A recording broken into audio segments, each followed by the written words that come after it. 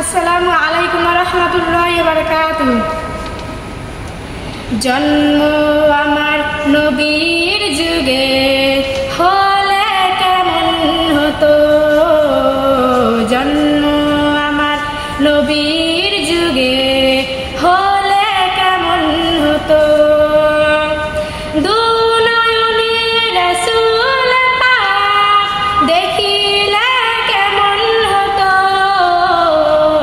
জন্ম আমার নবীর যুগে